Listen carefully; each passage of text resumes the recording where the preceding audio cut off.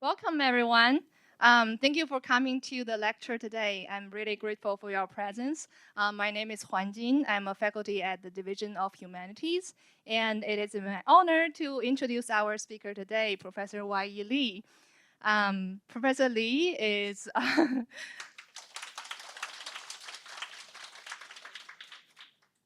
Professor Li is the 1879 professor of Chinese literature at Harvard University, so named because 1879 was the year when Chinese as a language was first taught at Harvard. And Professor Li has been teaching at Harvard since 2000. Now, Professor Li has received many fellowships and grants from various institutions, and now she asked me to skip them, but I have to name a few.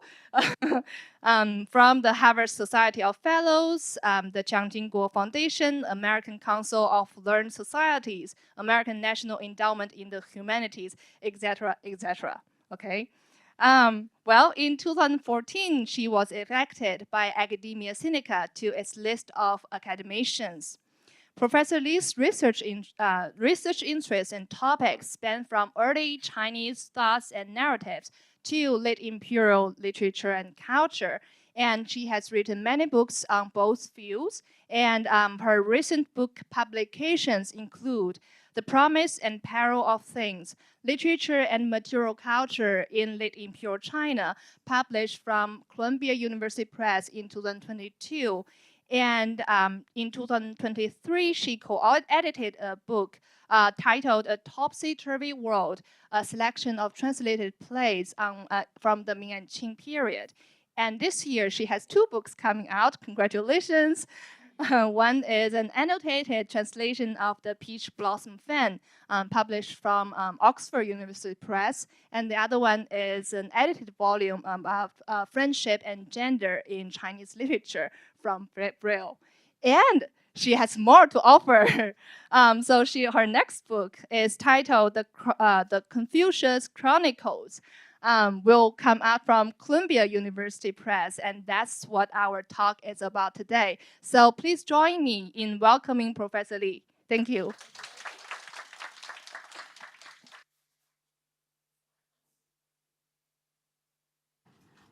Just make sure it's working.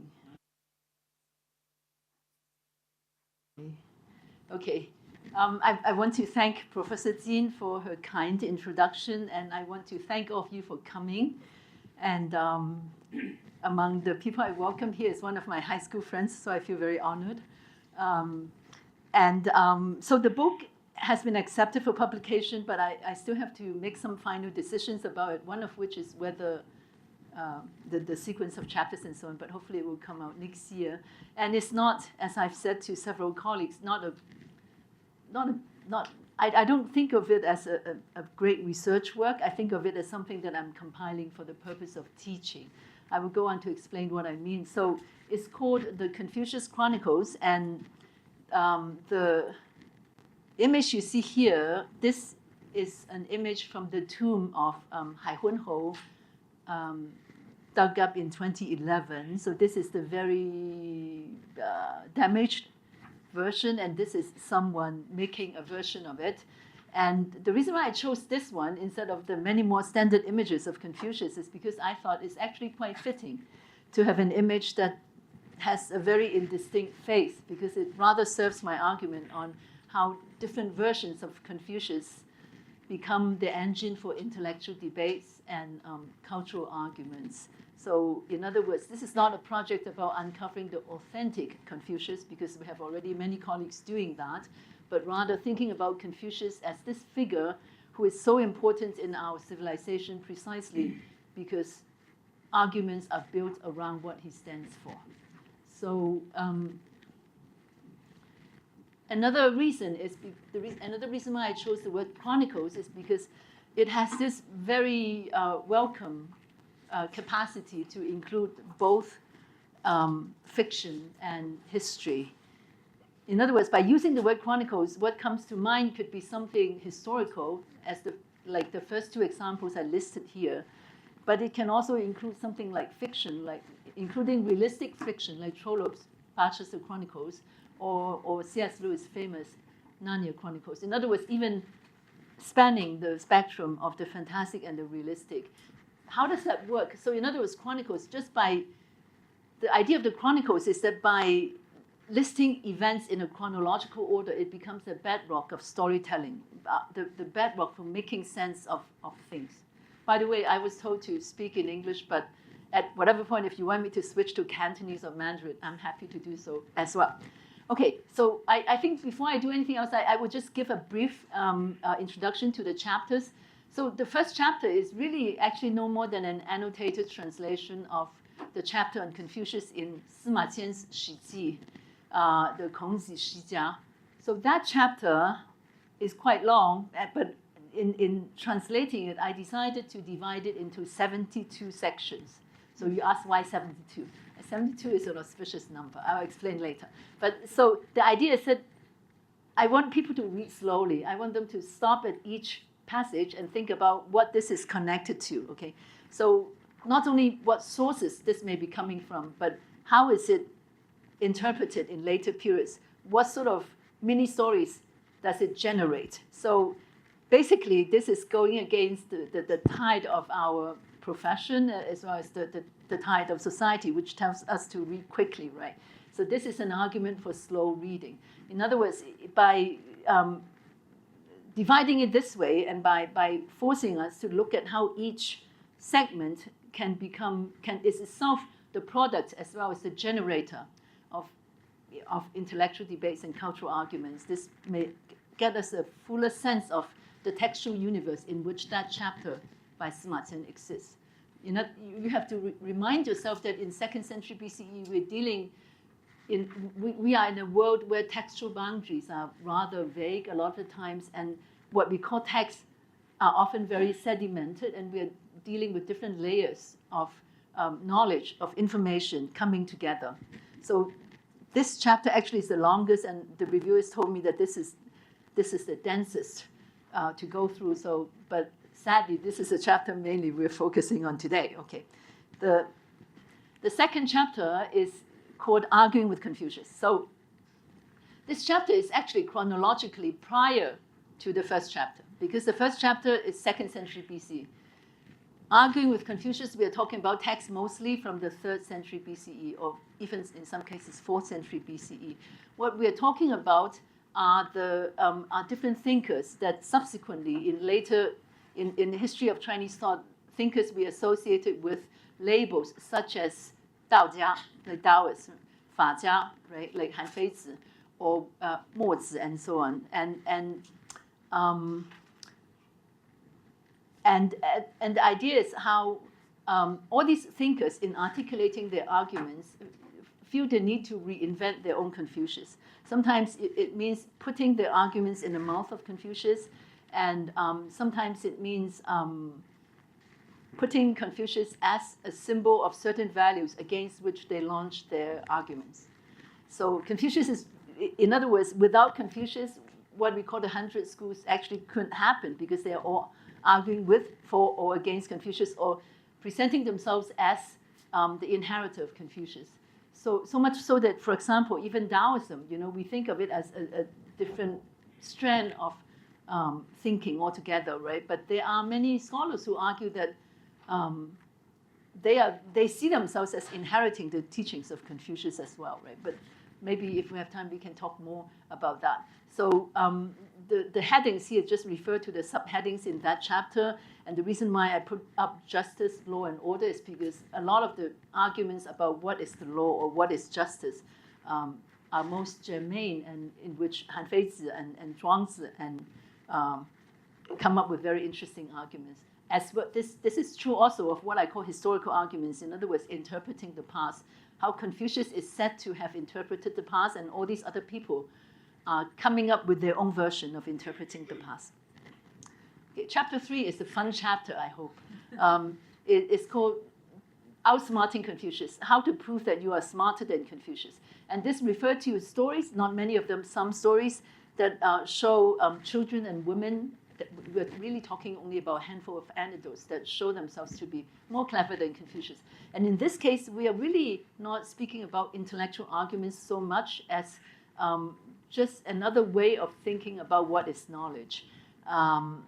And a prominent example of this is the Dunhuang text from the 10th century or before the 10th century called Confucius and Shangtuo Ask Each Other Questions. And this is a well-known text. Some of you might have heard of it before. There are versions of this story in Dunhuang that ends with Confucius murdering Shangtuo.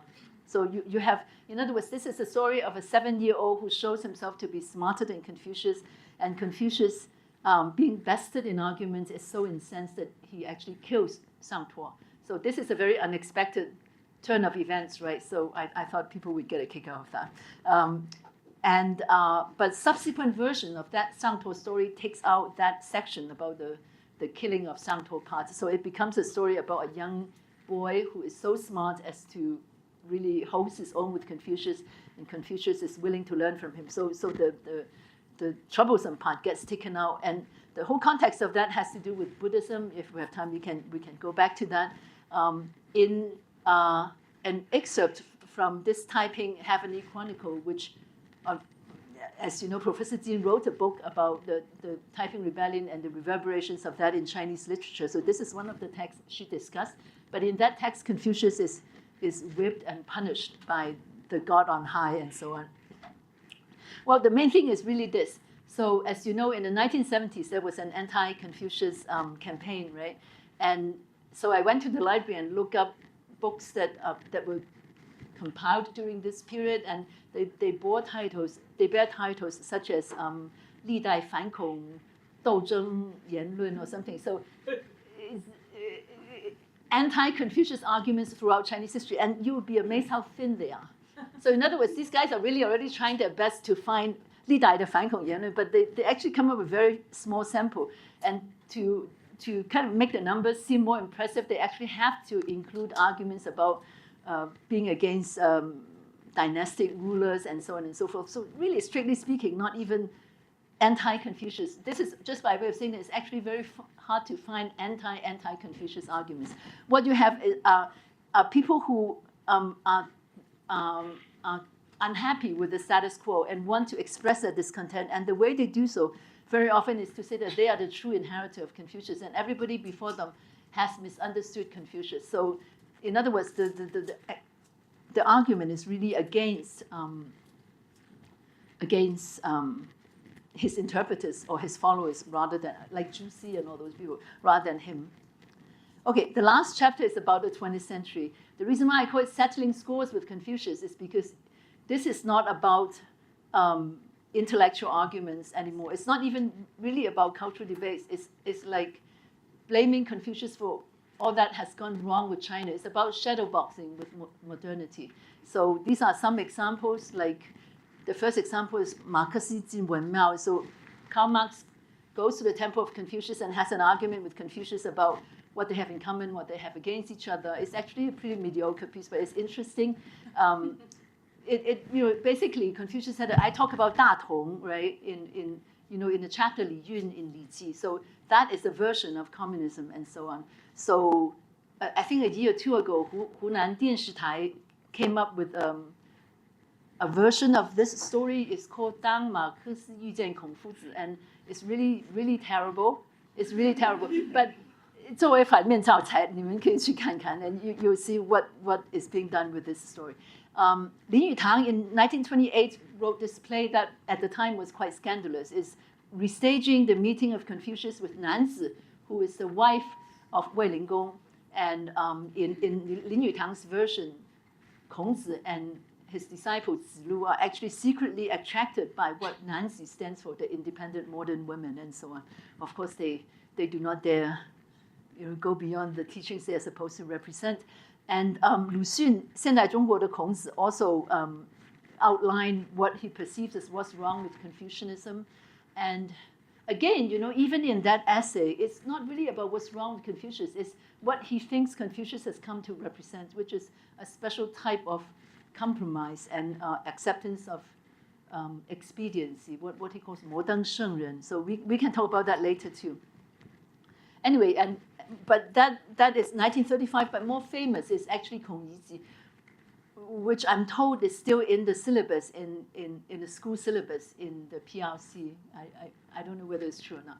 So that is this very sorry representative of Confucianism, entirely irrelevant and jeered at and so on. And this rap song from 1923 is the last piece I put in the book. You can Google it and find it on the internet very easily here, but it's been scrubbed from the internet in China because in that song 孔乙己 这个穿了破旧长衫的孔乙己 the 孔乙己 who is wearing a tattered robe becomes a symbol of all these unemployed youth who cannot find opportunities and therefore they're very disgruntled. And so that song is really about youth disgruntlement and their sense of hopelessness in contemporary China. And it's not really explicitly subversive, but nevertheless it no longer exists, but you can find it in Hong Kong. Okay, so that's about the book, and the rest of the time I'm going to talk to you about it, which according to my reviewer is maybe the least accessible chapter. Maybe you'll prove me all wrong, or I'll find a way to make it more accessible. So as you could see from the description of the book, it's really I'm not making any new arguments. This is the whole purpose of this is that I thought it's really hard to teach 论语, that it's very hard to teach disembodied sayings and try to convince the students that all these are gems of wisdom and so on. And you can do it, but you need more time. So if you're only a couple of weeks, what do you do? Whereas I thought this way, at least I can tell a lot of stories. So this is really the impetus behind this book, okay?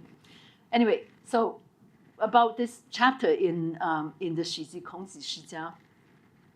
So the first thing to remember about this is that this is the first attempt to put Confucius' life chronologically and to connect. If you were Sima Chen, you were confronted with a vast sea of stories about Confucius, and you decided that I have to put this in the framework of a life, and I'm going to attach it to specific time points.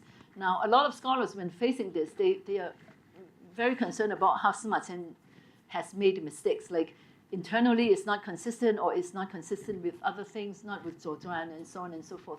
So I'm not going to get there, but I'm just going to think about what does it mean to think about a saying in the Analects by itself and to think about it in the context of a specific moment in time. So, so in other words, what does it mean to think about Confucius as a historical agent, and how to think about ideas as kind of disembodied, perennially true ideas and ideas made true by a specific historical context? What difference does that make? So some of you know this saying that Confucius is in Qi and is so entranced by the music that for 3 months, 三月不知若味. Okay, so for 3 months he does not know the taste of meat. So in Sima Chen's account, this happens at a specific moment. Okay, this happens in the year 517. So what happened in the year 517 BCE? That is the year.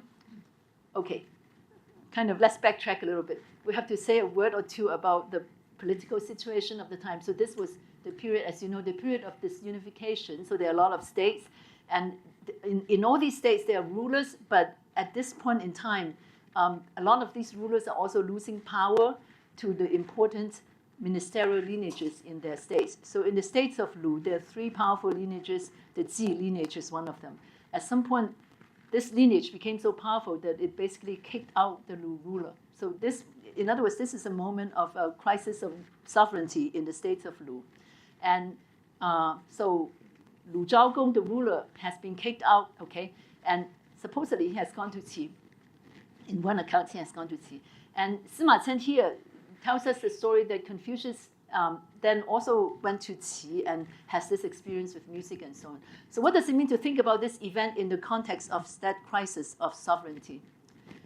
Sima Chen doesn't say that, but if you want to, you can really think about this in terms of some implicit claim about what music or what art does for you. And this experience of transcendence, almost quasi-transcendence, what does it have to do with political crisis? Is this your answer to political crisis? In other words, is this your way of seeking an alternative in looking for meaning in life. I'm not saying that that's the way Sima Qian would look at it necessarily, but I think one can interpret it that way. And if I were in a class, I would ask the students to think about that, art and politics and how are these things related and so on.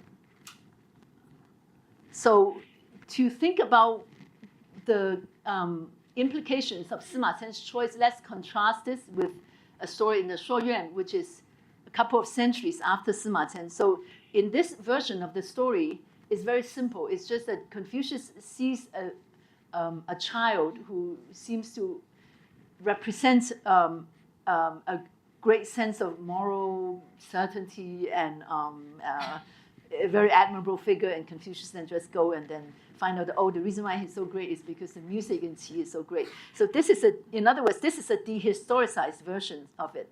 And if you look at Shuoyuan, if you compare Shuoyuan systematically with Shiji, you find that to be often the case.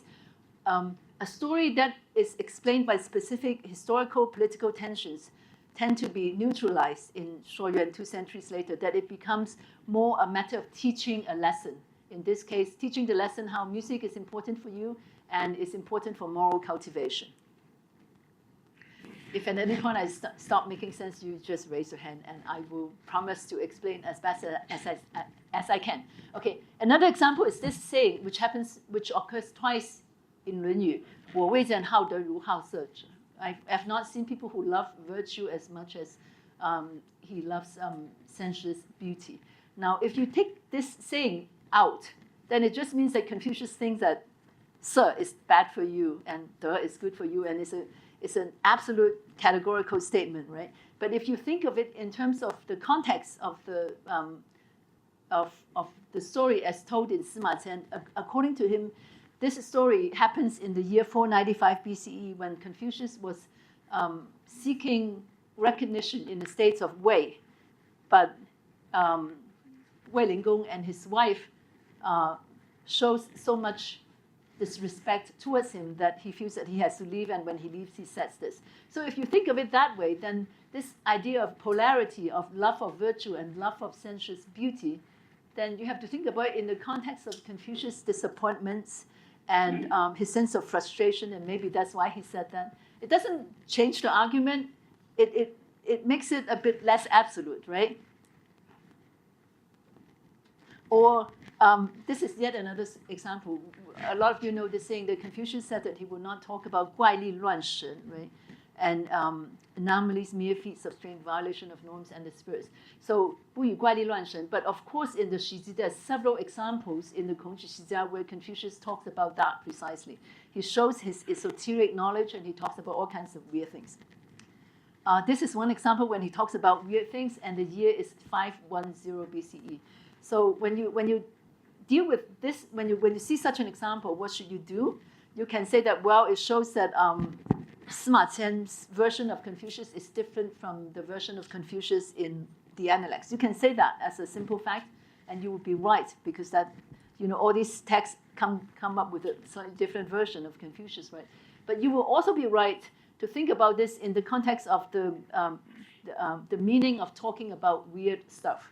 In this case, to talk about weird stuff is to show your mastery of esoteric knowledge, but it is also to show that knowledge vis-a-vis someone who may need a put down. In this case, it's Ji Huanzi, is the head of the Ji lineage who's threatening the ruler in Lu. So in other words, when Confucius comes up with this back and forth with this powerful minister, this may be his way of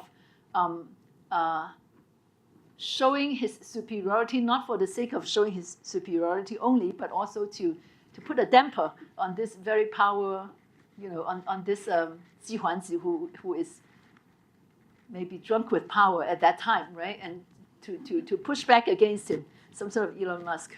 Anyway. Okay, so I want to, so that part is about what does it mean to put an event in time and to take it out of a temporal context.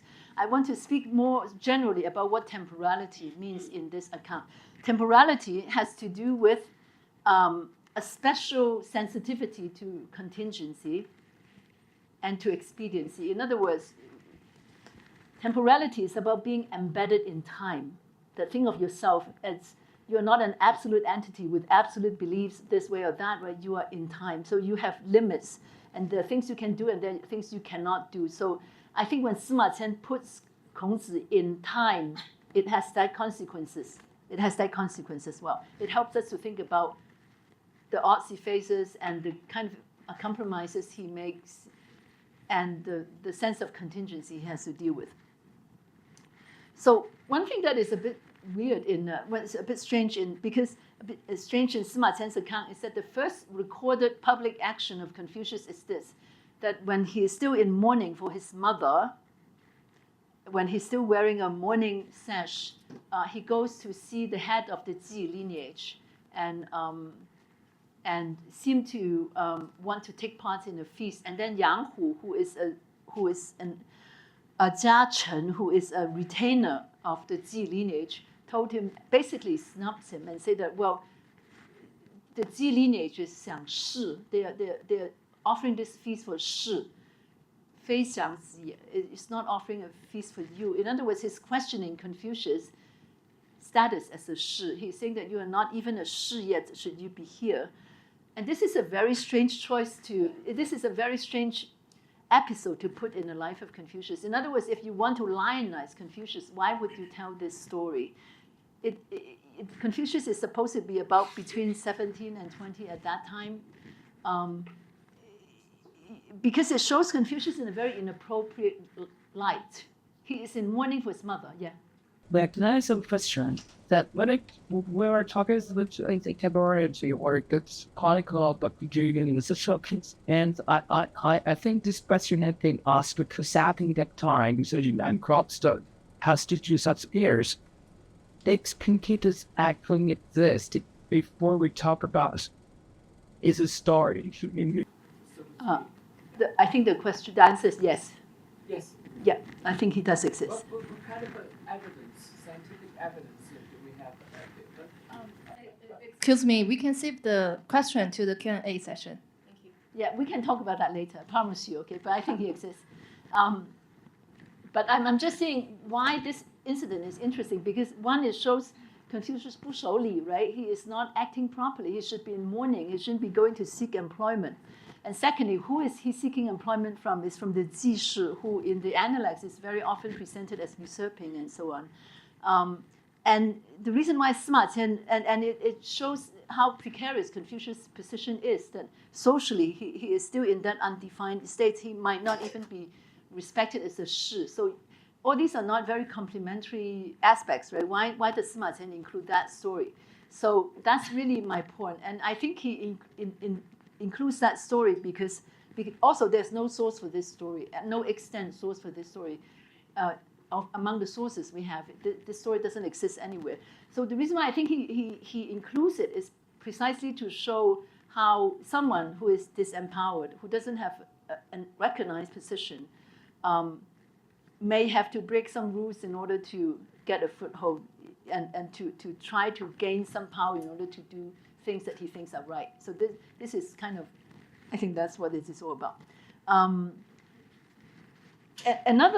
Another example of what I call temporal consciousness and this sense of compromise and the sense of dilemma is this.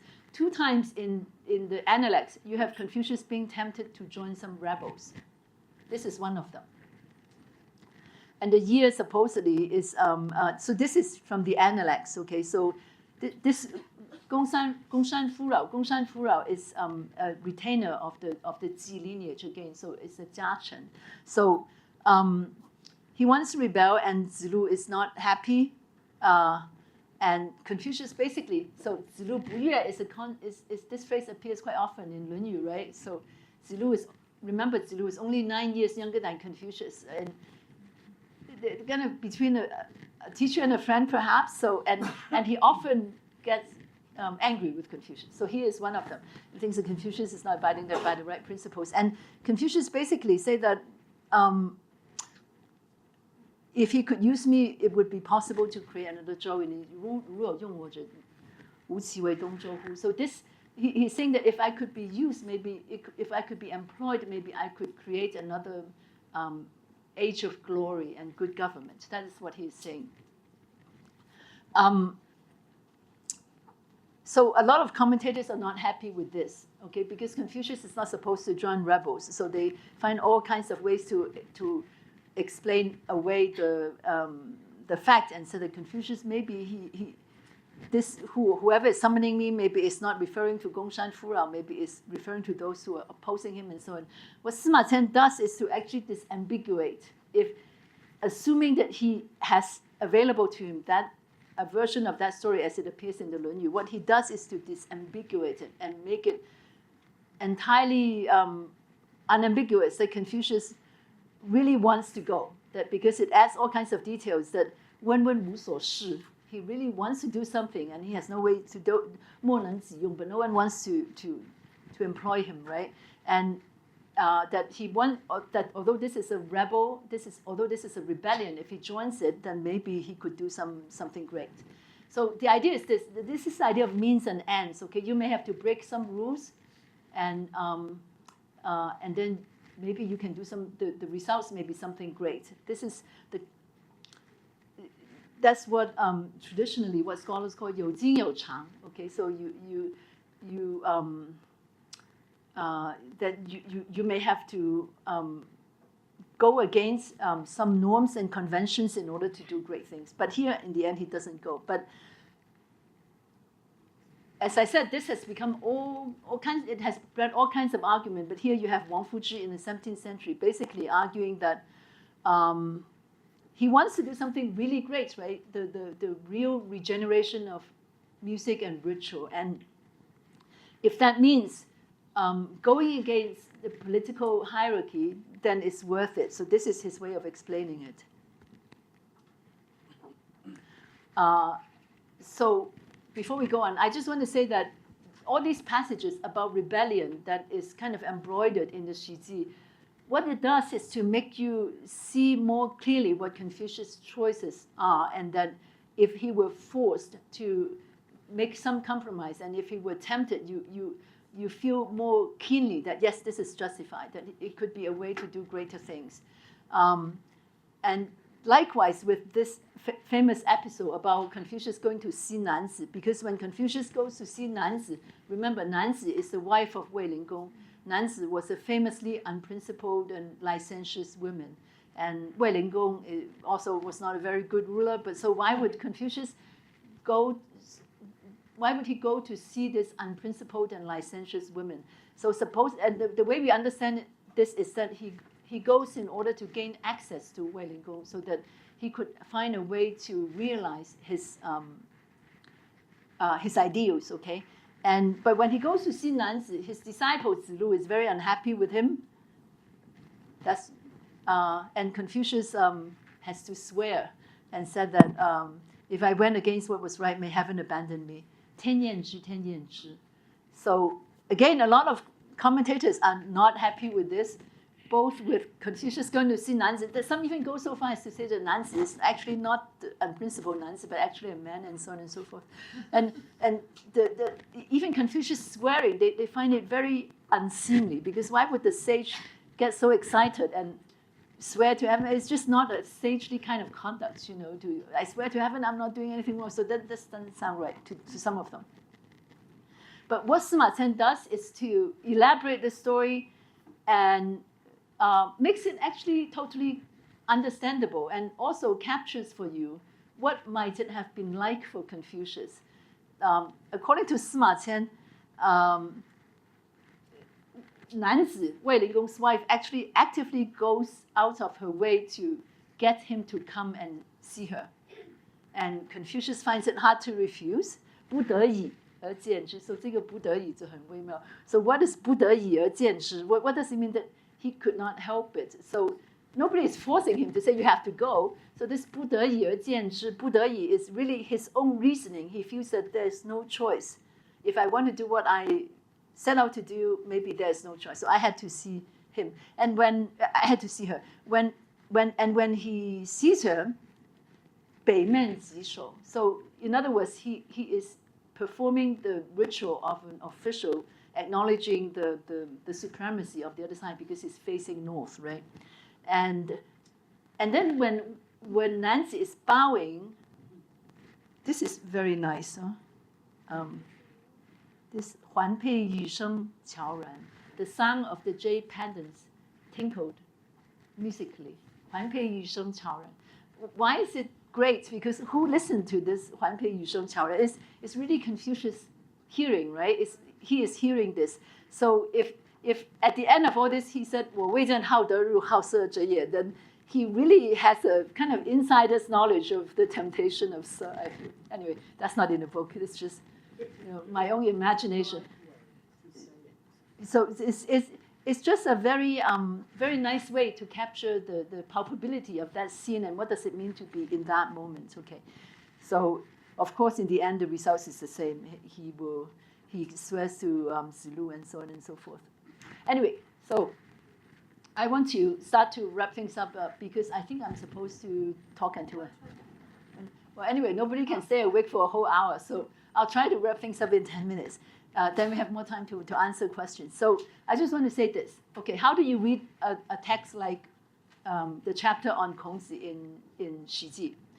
So I think the temptation is to read for unity, to say that this is a life journey, and a life journey means that there's a goal, and Confucius is moving towards the goalpost, and the goalpost is to be a shengren.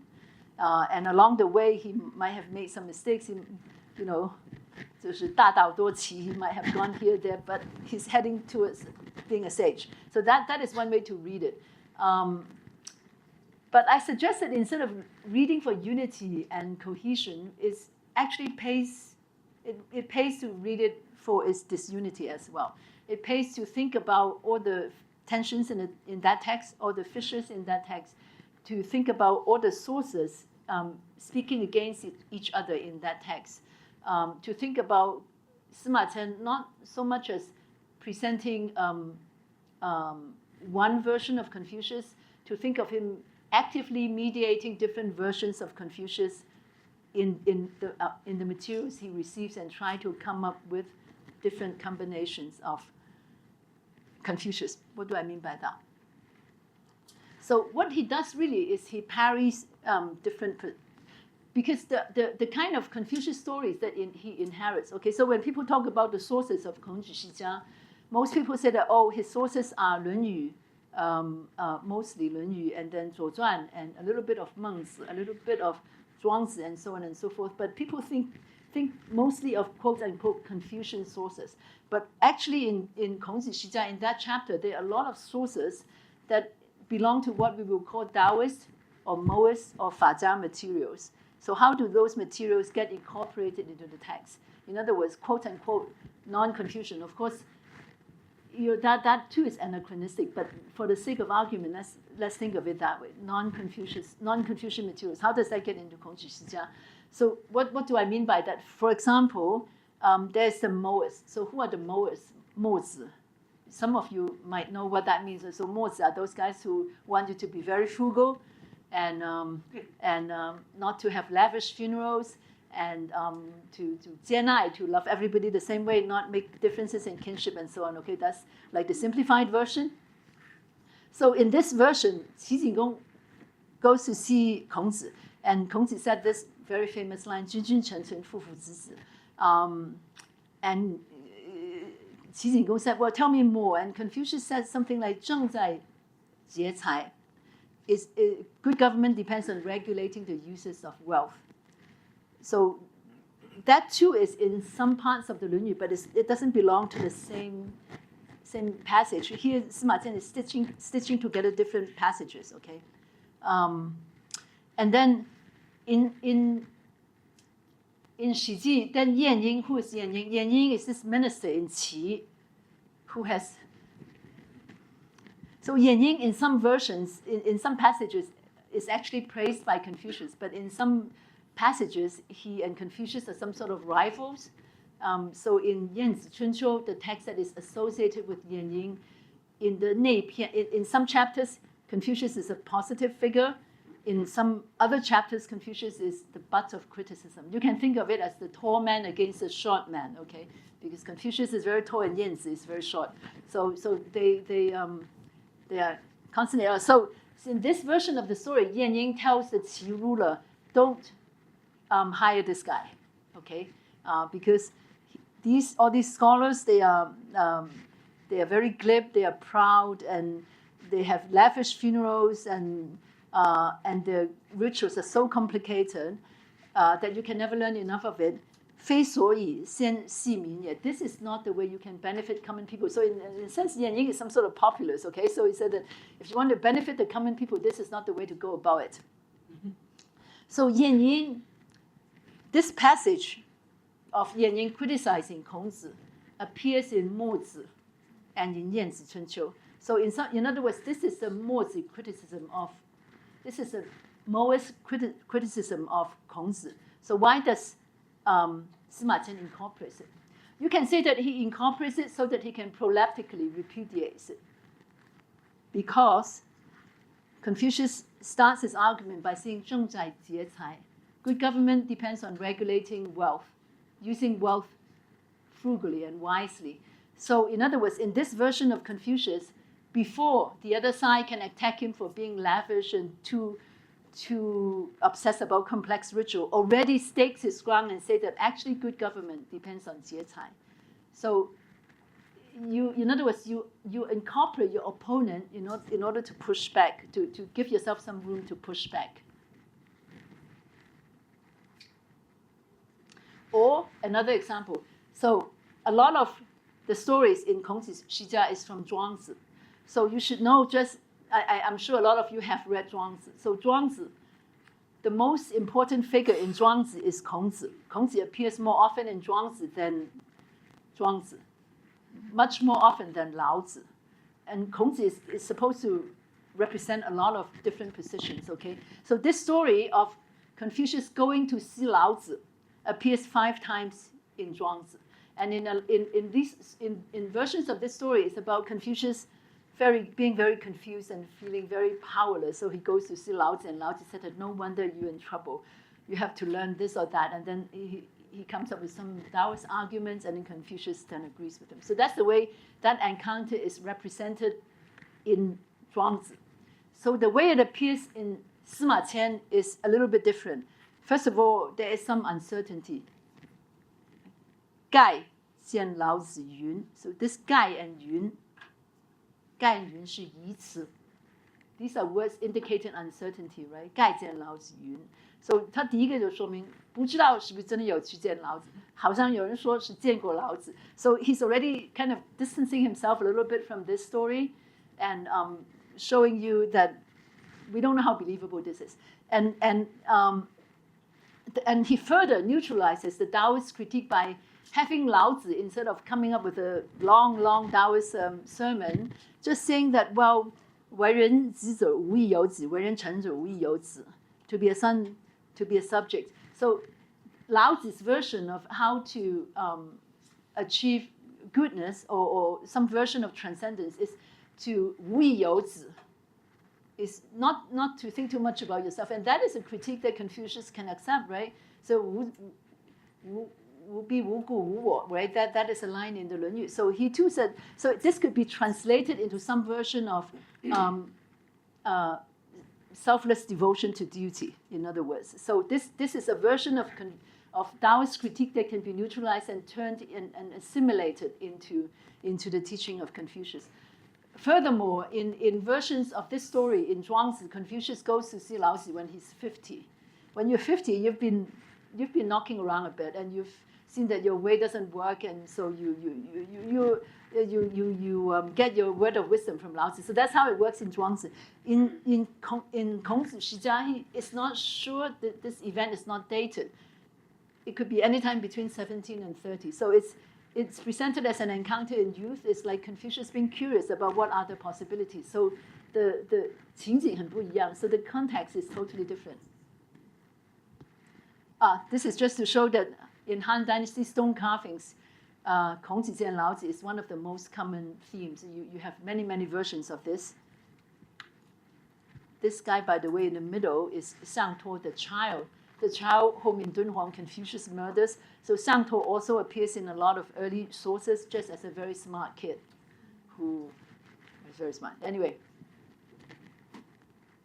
and that encounter with Confucius' encounter with Laozi actually structurally is similar with Confucius' encounter with all these laborers, recluses, and so on. And in all those stories, Confucius, all these laborers and recluses and so on, they all laugh at Confucius, and the critique is always the same. Why are you trying so hard? It's not going to help, right? 王者不可救，来者有可追. It can't be saved already. Why are you doing this? And Confucius' response is always that I know where you're coming from, but I still have to do what I do. So this is more or less the way Sima Chen tells the story as well, but he adds some context, a little bit more details, I think, to make it seem like not only is Confucius, not only does he understand his critique's point of view, he almost has an aspect of self-criticism. Like he can see how this is a problem to only, he will still do what he does. So, 知其不可为之. So in other words, it is a way of presenting this as not as a simple version of a critique of his position, but his assimilation of that critique into a special type of self-awareness.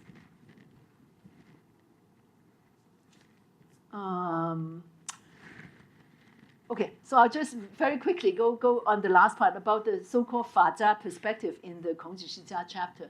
So the 法 tradition is very tough. I have very respected colleagues who told me that the word legalist is absolutely unacceptable. And I asked them, what would you use then? And then they don't give me an answer. So I'm still, if you guys have some suggestion, 法家怎么翻译, you can tell me. Anyway, that's what it, but then the reviewer said that you can't do 法类, that is not good. Anyway, you can't do 法家, so I don't know what to do. So just a general point, okay? So the word 人, which you consider so important in the teachings of Confucius and which is so important in the 论语. 论语 has many passages called X, Y, 问人, and then every time Confucius gives a different answer, right? So 人 doesn't appear a lot in 孔子世家. What it has in abundance is the focus on political order and effective governance. And sometimes it even seems to give a version of state power that is about centralizing the state, and so on. So Confucius at some point is in power in the states of Lu, and one of the things he does is to execute this person called 少正卯. So this 少正卯 execution is first told in 荀子, and a lot of scholars don't believe it. The way they present the argument is that it just couldn't have happened. Okay, so I'm not here to say whether it happened or it didn't happen. What is interesting to me is that Sima Chen incorporates that version of Confucius from 荀子 into his text. In other words, he actually incorporates the version of Confucius that is politically effective and could do things. And the reason why he does that, I think, is because the text is actually a little bit almost schizophrenic. On the one hand, it wants to celebrate a kind of a Confucius who is politically effective. At the same time, it also lionizes a Confucius that whose ultimate justification is how political ineffectiveness there's compensation for intextual creation. That his political failure, in fact, is his empowerment as a creator of culture. So he wants to pursue both arguments. That's why you see this 荀子, bits and pieces of Confucius in this chapter. I'm not going to talk about the city wars, and because I think that's too much. Okay, so we'll skip that. But the raising of the city wars in the year 497 has to do with the very complex power struggle in the state of Lu, and his act of doing so can be interpreted as his belief in state power. That's why I put it there. But there are also counter-arguments of that. But one of the important episodes about Confucius in 孔子世家 is the diplomatic meeting in Jiagu in the year 500. So I think this is a Ming Dynasty painting. I don't know why I included this. I think, well, you need some pictures, right? So anyways, it's from the, the series of paintings from the Shengji Tu. Yeah. It's from the Shengji Tu. I think Julia Mary talks about it too. So what is the diplomatic meeting at Jiagu? So Jiagu is this place where the Qi and Lu representatives meet, and Qi is trying to get the better of Lu by, according to one version of the text, employ some sort of foreign soldiers, Lai Bing, to set them up on Confucius to surreptitiously attack the Lu ruler. That's the story. And what Confucius does is to preemptively stop that attack by punishing representatives in the camp of Qi. And in the version in Gulang Zhuan, which is one of the three traditions, exegetical traditions of the Spring and Autumn Manuals, in the Gulang Zhuan, Confucius is very punitive. He even cuts up a few offending performers. So like hats and feet go in different places, and 手足, 衣出 end up in different places, and so on. So the version in Zuozhuan of this meeting is less extreme. So I think the question is this: so why does Sima Chen not choose the version in Zuozhuan? So one possibility is that he actually didn't see that version, right?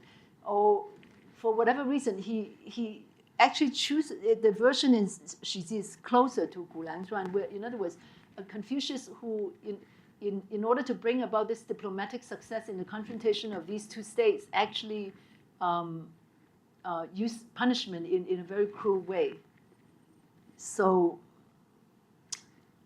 as I said, I think part of it, so if you think about that and the execution of Shao Zhengmao, in other words, a Confucius capable of violence, or at least capable of extremely severe punishment in order to augment the power of the state. And the reason why, as I said earlier, why Sima Chen is tempted to go there is because I think on the one hand, he really feels the need to vindicate his ideas and to say that it works.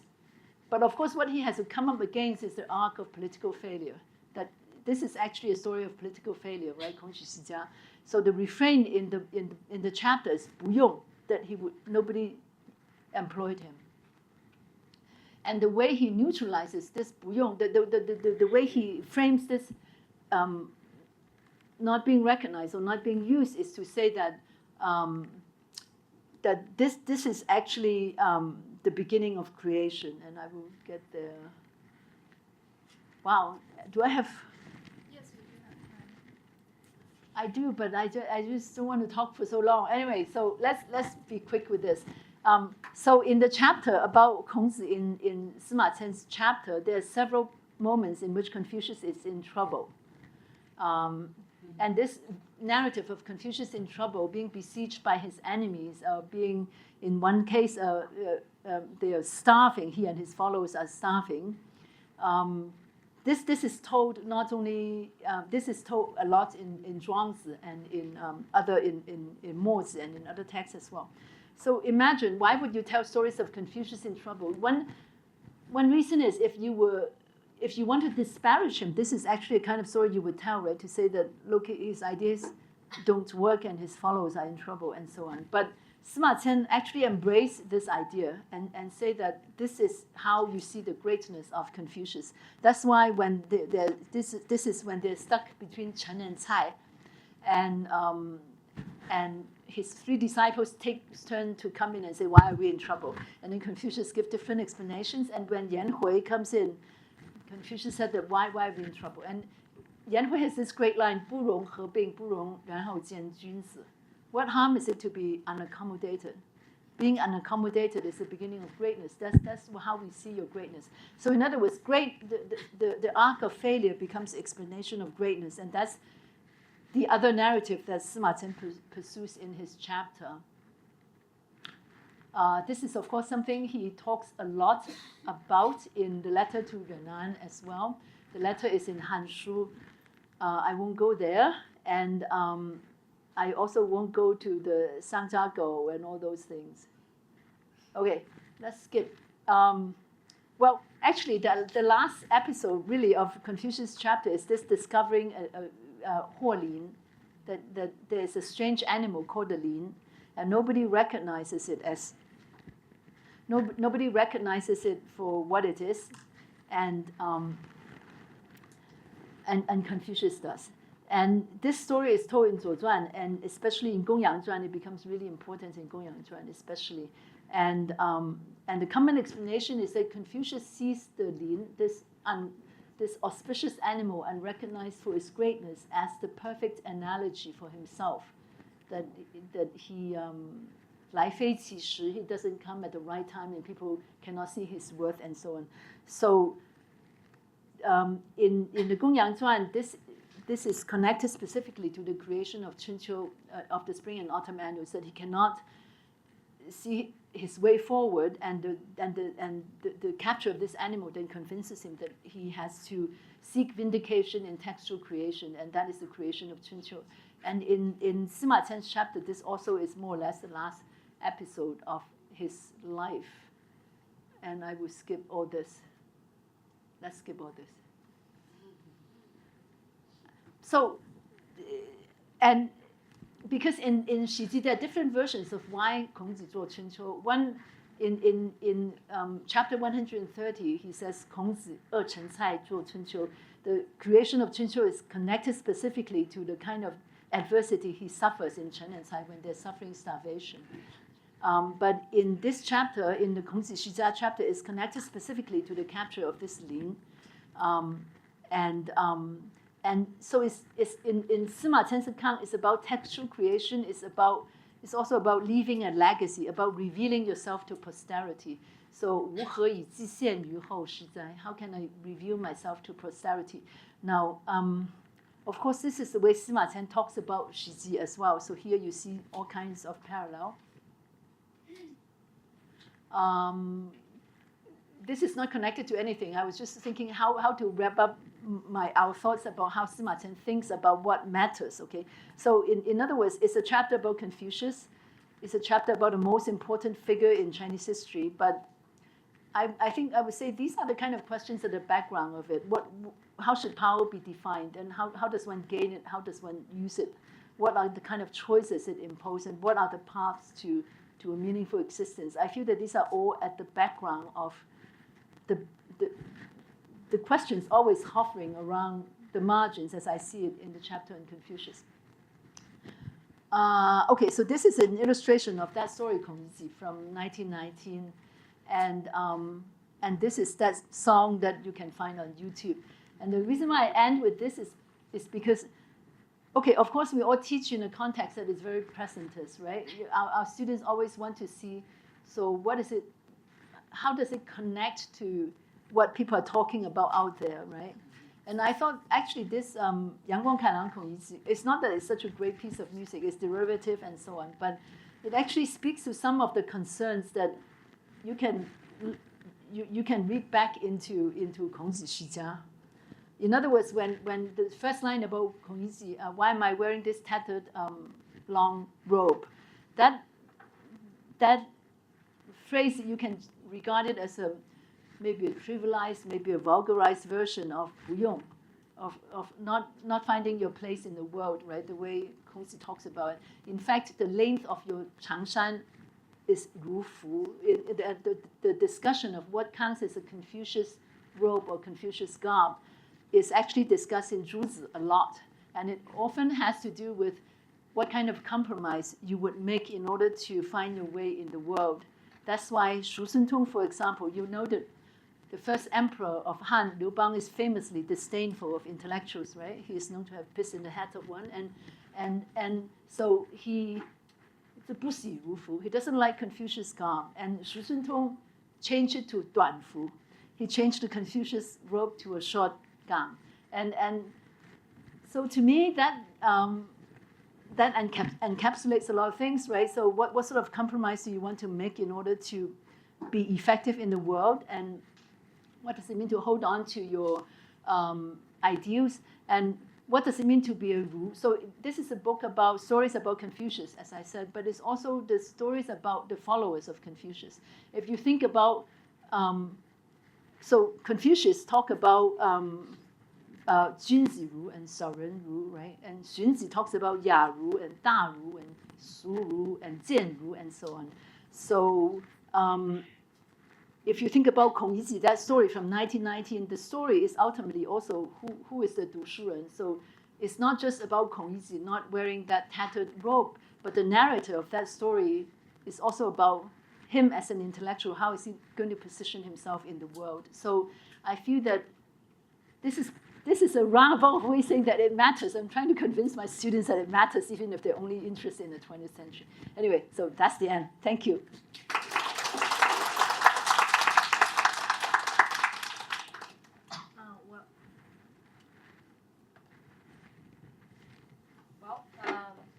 I think my mic is not working. 你可以用这个。 No, I think you should use it. I think you can hear me.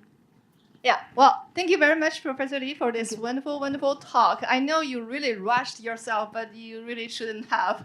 But that's fine. We have now plenty of time for questions, and if you want to have Professor Li elaborate on some points that she brought up, I think there's also time. So now the floor is open for questions. Please raise your hand if you have any question. I think we only have one mic, so our graduate student Sirong will keep this mic on this side, and if you're on this side of the classroom, maybe you can just try to be louder, I think.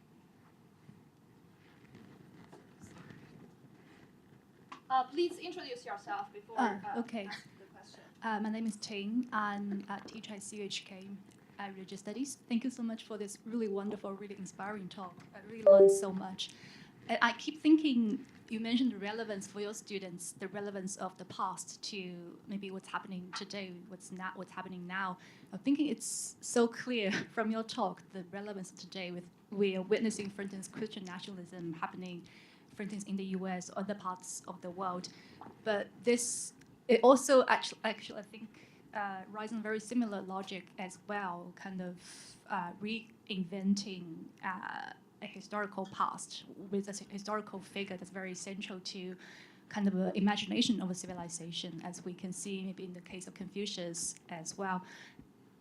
I was wondering, but why is there such a need of doing so? Why, for instance, Christian nationalism has to rely on reading the Bible very fundamentally, creating a Jesus that's actually, like what you said about Confucius, that's actually not so true to the historical Jesus or the past, but the Confucius in the same way that people can keep reinventing Confucius, serving their own purposes. But the simple answer would be kind of creating a homogenizing version of the past. But I wonder what you think of if there's more to how we can think of the relevance for us today.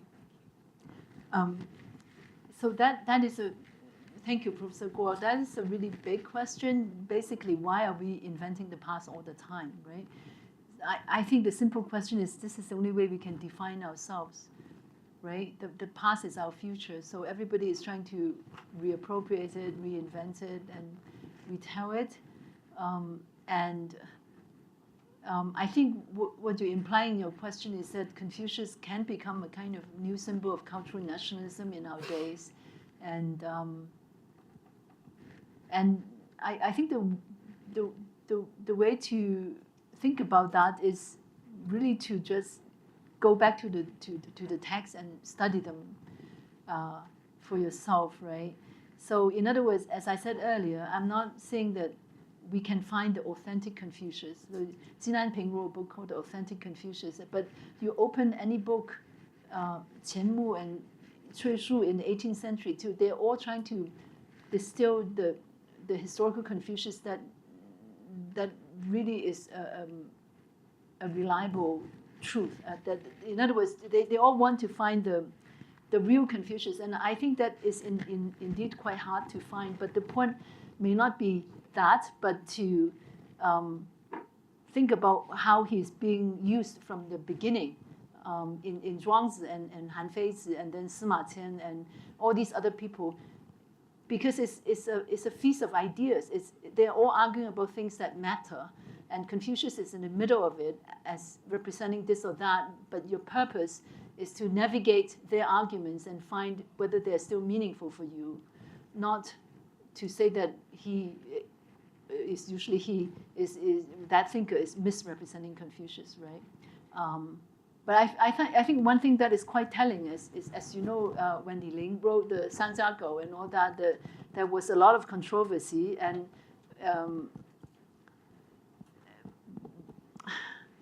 but I feel that in fact ultimately Li Ling has a very romantic vision of Confucius as well, right?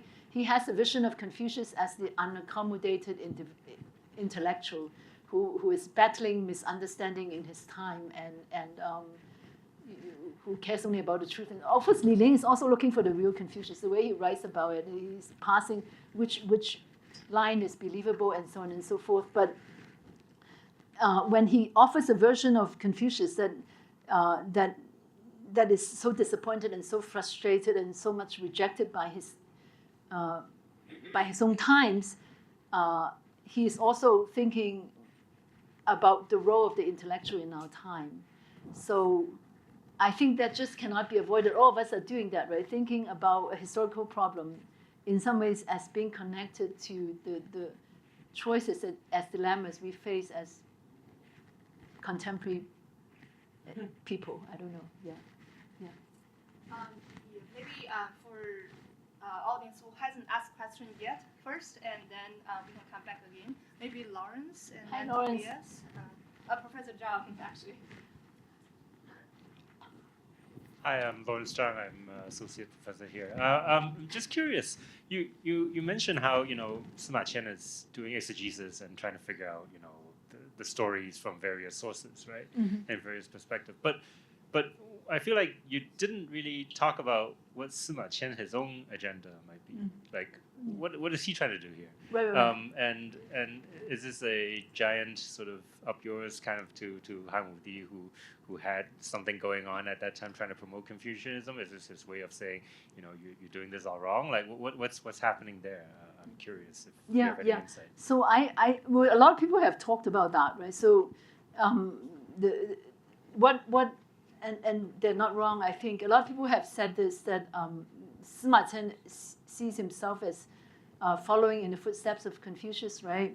That after Zhou Gong died, 500年后有孔子, that you have Confucius. And after Confucius says, 距今500余岁, 500 years have passed, so I'm the next Confucius. So there is a little bit of that. The whole idea of disempowerment and disappointment and leaving a textual legacy and seeking vindication in textual creation, all those are his ideas about himself, right? So his version of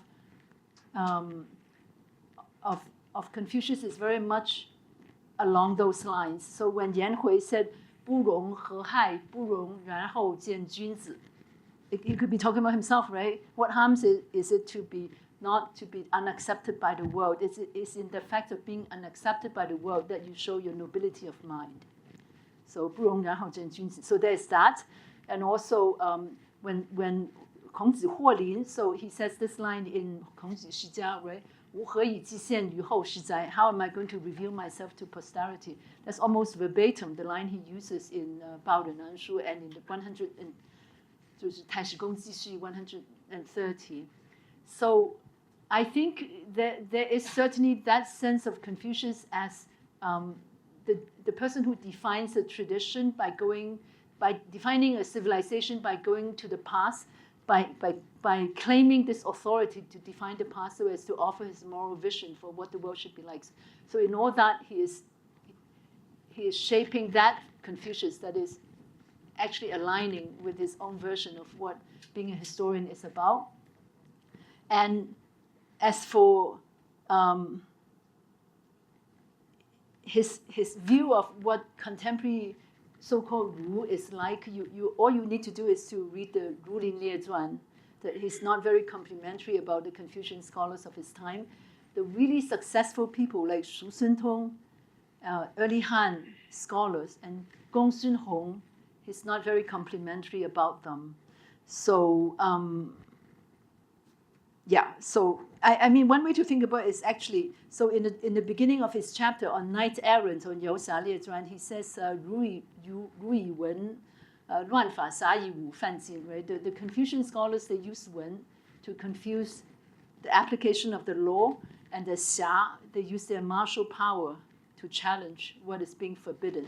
So if you think that way, then the Ru and the Xia, at one point in Sima Qian's imagination, they're potentially oppositional against those in power, right? 儒以文乱法，侠以武犯禁. So the Ru and the Xia, they are on the side of opposition. So he does have that slightly oppositional view of how to claim authority and so on.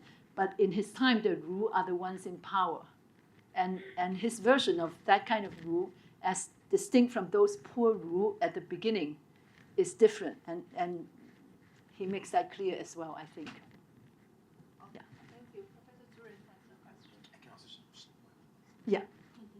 Thanks so much. I'm Tobias Zun here from UST, working on early Chinese literature, and a fellow person who's interested in reception and reception history in this case, or let's say figures as cultural phenomena rather than like historical figures. I have one answer to your question, perhaps, that you can think about when you talk about the Fajia, right? I mean, translating it not as an ism, but as experts in or experts concerned with. Experts concerned with That's law. actually the Mark Csikszentmihalyi's solution to how Jia was utilized in Sima Tan's essay. So that would be a way to get around it, in my opinion. So the experts in jurisprudence or experts in law. Yeah, that you that don't sounds deal good with actually. legalism. Yeah. I asked Yuri, and he was saying, no, you can't translate Yuri penis. Yeah. I mean, the isms always have this philosophical component to it, right? Like Right. Yeah, but that's a good solution. Yeah. And I think you deal with people, right? So you can solve that. My question that I have for you is, so since I'm working on a book on the reception to the butterfly dream, which is huge, like Kongzi is huge, right? We have to make choices. And when I saw your talk title, I was like, well, we have a lot of books already about the lives of Confucius, right? Including Mao Csikszentmihalyi, Thomas Wilson, and Michael Nyland.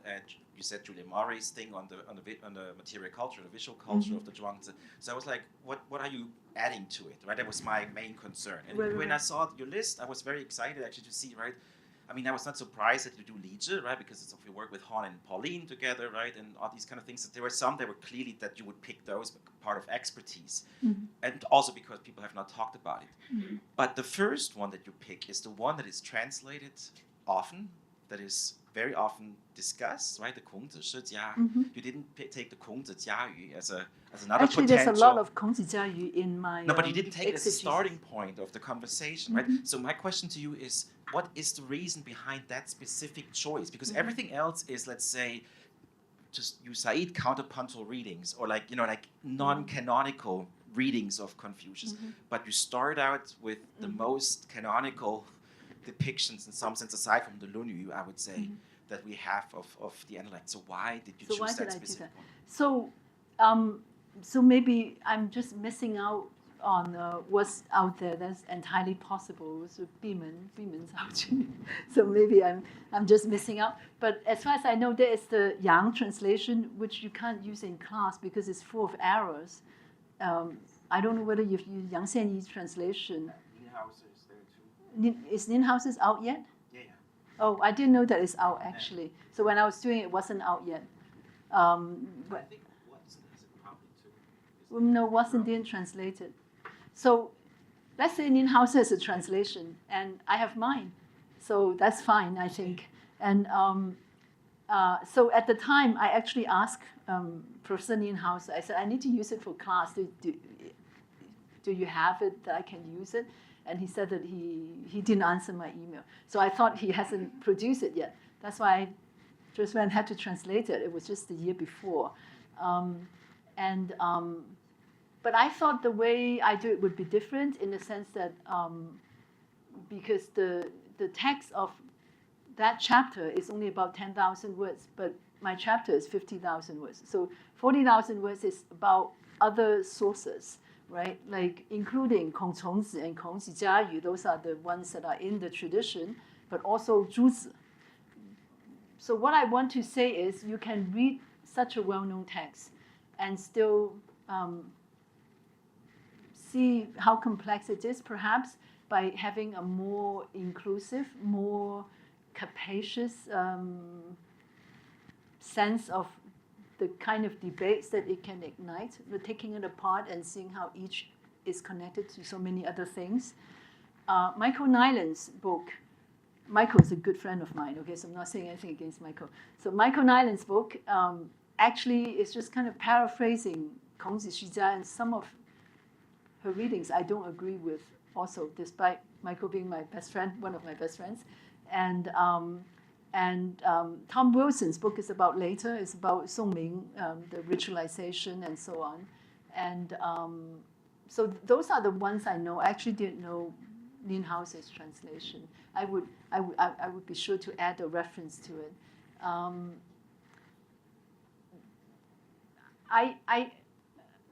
I think none of them is specifically concerned with narrative per se. In other words, with storytelling, with the power of storytelling, because ultimately this is a book about storytelling. It's about how telling stories can change how you cannot understand intellectual history and cultural history apart from storytelling. I think because they're all intellectual historians, they distill arguments and just say that it's about this or it's about that, or this idea or that idea. But I'm more concerned with how ideas are embedded in storytelling. And ultimately, it's also not, I'm not, as I said, I'm not thinking of a grand research project. I did it, I don't know, over half a year because I have to think of the next thing to do. So after I did Taoishan and my leave was not over, so I thought I better do something else. So I did this. And I really thought of it as a teaching tool. So, and I'm really hoping that this will be useful for teaching. Yeah.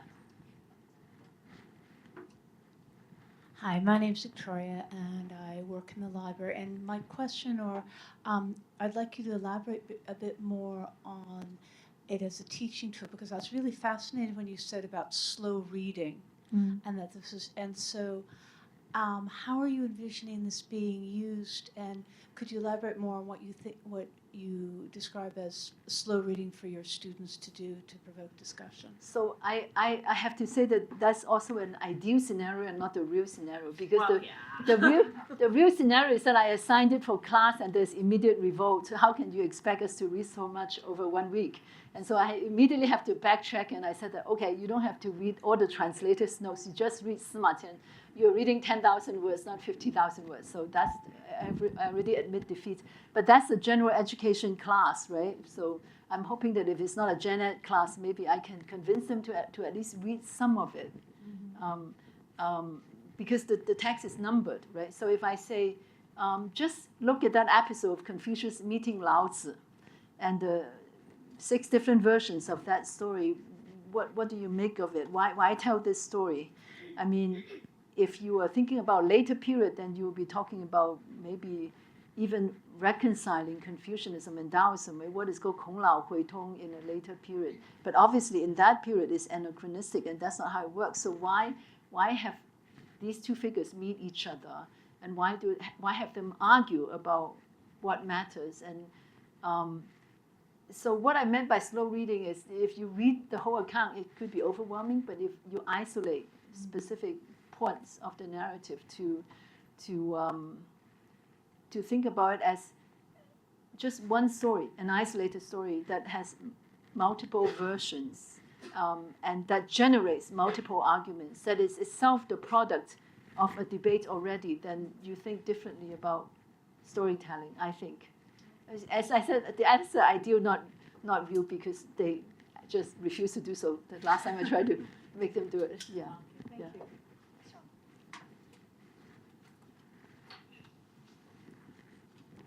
I'm Xiaolu from HKUST as well. So I have 2 small questions. One is, so modern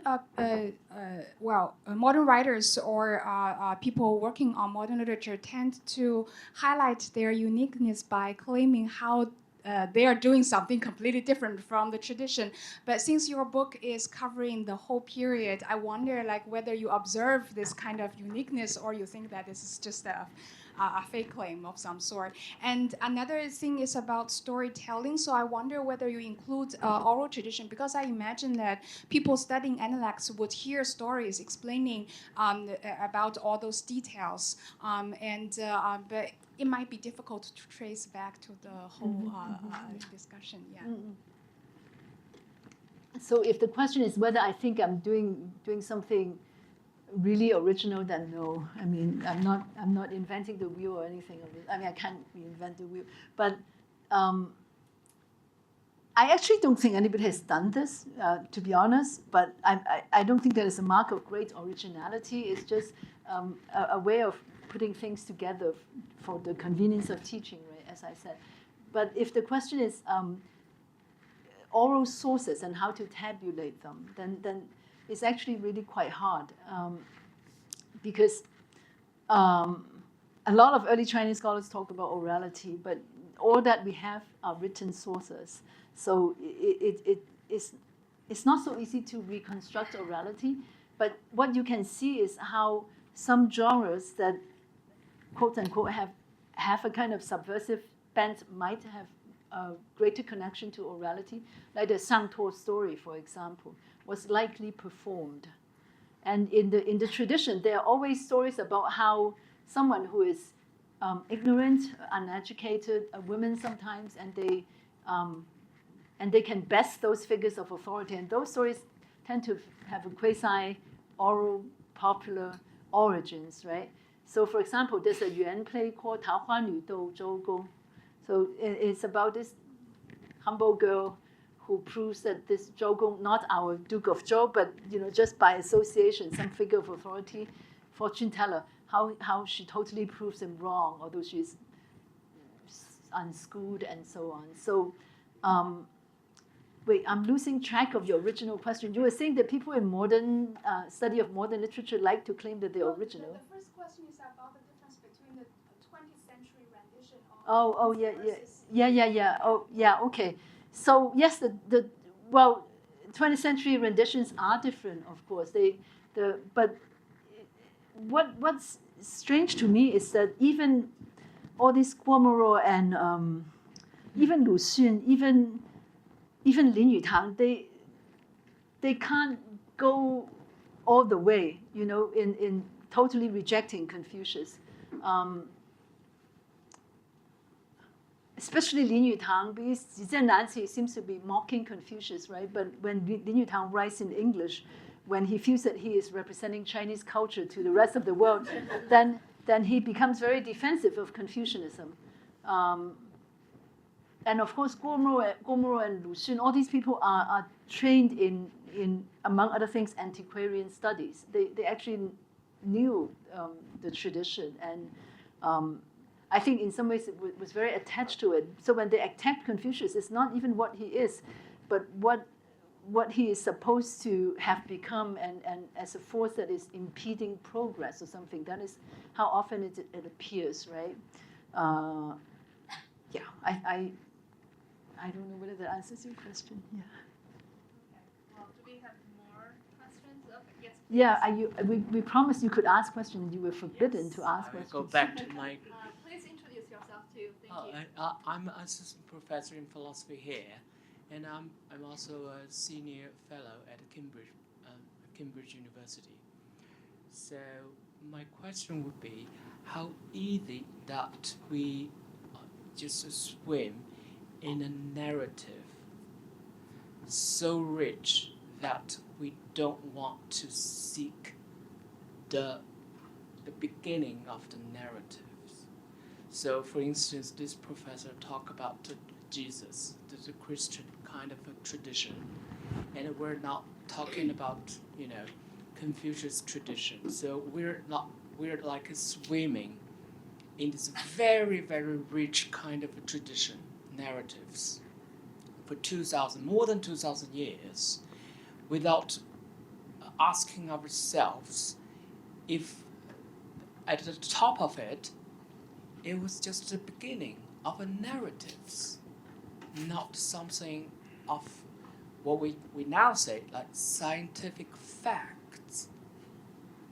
because we're talking about a lot of literatures, right? Talking about this and that from the beginning of these narratives, right? The stories, and we're talking about a lot of stories today, and this books, this lectures, and we have a debate between all of this, without talking about this ocean of narratives that we're swimming in, without talking about whether or not this is just a creation of a frame of kind of just the stories we're talking about.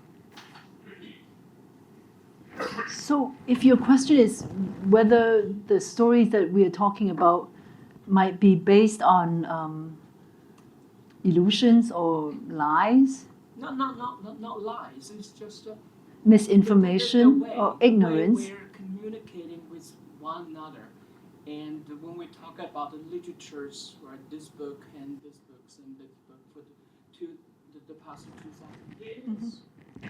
So I would say this, that we talk about an ocean of text, but in fact that's not that many texts. We shouldn't exaggerate. There are X number of texts, and you need X number of hours to go through them and internalize them, and hopefully they have things to tell you. So in other words, if your goals are more modest and say that I'm really interested in Shizi and Lunyu and Zhuzi, like Mengzi, Xunzi, and Zhuangzi, and all these texts. We are talking about texts between two covers. They're not huge texts. Then just read all of them and think about them and see if they have anything meaningful to tell you about. Instead of saying, okay, so what is the origin or the prime mover, so to speak, that is moving all these texts? Because you would likely not find a prime mover or an origin point, and that will explain this plethora of ideas. But what you will be enriched by is the pleasure of reading all these texts. I guess that's all I can promise myself and my students as well, that hopefully you will have a good time, that you're not wasting your time reading these ancient texts. Yeah. Just following on that, can I ask maybe the last question? You covered an array of texts from the antiquities to modern era. Which part of the book did you enjoy writing the most? And what story did you enjoy reading the most? It's kind of hard to tell. I don't know. I actually find the 20th century stories a little bit shallow. I'm a bit disappointed in them. I mean, can't they come up with something more serious, more substantial in terms of a critique of Confucianism? I find a lot of the imperial texts, late imperial texts, there's often a lot of pathos in them. Even Li Zhi, he wrote all kinds of commentaries on all kinds of canonical texts. So it's not that he's such an iconoclast, but he also feels the need to push back against what he perceives as a structure of knowledge that is a bit oppressive. Kongzi Shizai I actually totally enjoy. I find it to be a very complex text, and with a lot of openings and a lot of ways of thinking about it. So to go back to your question, it's true it's a familiar text, but I think that there are ways of reading it, or at least we can encourage our students to read it, that opens it up, and hopefully that's what this will do, to encourage them to read it with a sense of its fluidity and multiple possibilities. Yeah. All right, I think we still have one more minute. Do we have last question? Yes, please.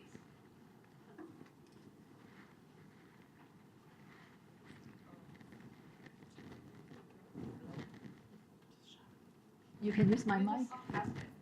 Yeah, you just. I'm a postdoctoral researcher, and I'm curious about the what you talk about the temporal reality. Mm-hmm. Yeah, and what do you think that it adds to our understanding of Confucius? Mm-hmm. Yeah. So I feel that is a really big question, and that's a really important question, right? As I said, I mean, just to reiterate some point that I made earlier, maybe I didn't make myself clear. I feel that 论语 are these snapshots. He's supposed to have said this or that at various moments, but what Sima Qian does is to, by introducing chronology and temporality, makes us think more seriously about what it means to act as an historical agent being embedded in time. In other words, what are your limits and what are the possibilities, what are the dangers, what are the temptations, and to think of all his utterances as responses to that existence in time. And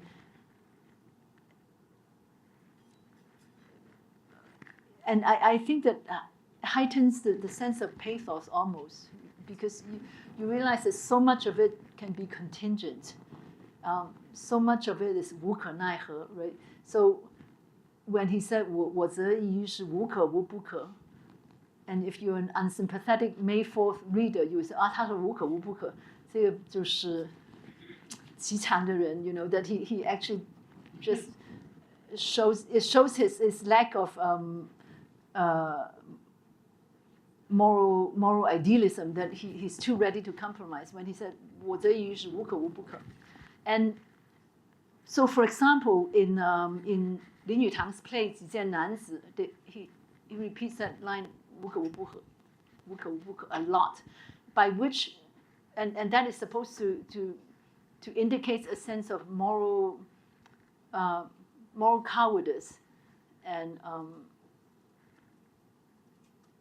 you think about Zhang Taiyan talking about that's, you know, that one in one phase he's very anti-Confucius. He talks about Confucius as 国怨, and as a kind of analog to 商怨. So when they talk about 国怨 and 商怨, they're really thinking about this sense. Oh, he's ready to do this or that. 他没有原则, 无可无不可. But if you look at what it means to try to make a moral choice at that moment, like when Gongshan Furo asks you to join his rebellion, and but